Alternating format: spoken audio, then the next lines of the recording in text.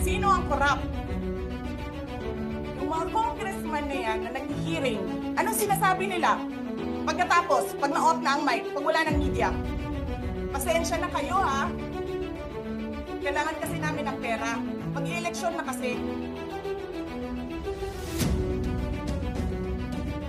Pakisabi kay Sara ha.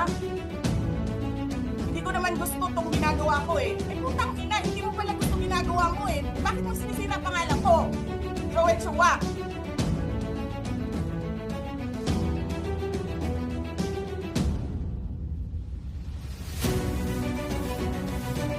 Ganyan. Ganyan ang bansa. It's country going to hell because we are led by a person who doesn't know how to be a president,